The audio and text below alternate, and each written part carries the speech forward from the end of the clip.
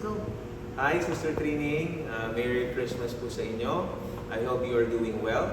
In behalf of the whole of Life in the Light na Christian Fellowship, we would like to greet you a Merry Christmas. We pray and we hope na you're filled with God's peace, with God's joy, and with God's love, lalo na this season of Christmas. Ito po mga songs na ipapadala po namin. We hope and pray na it would again bring back the message of the true meaning of Christmas, which is about God's love. And of course, because of that, God's love, binigay niya sa atin yung greatest gift.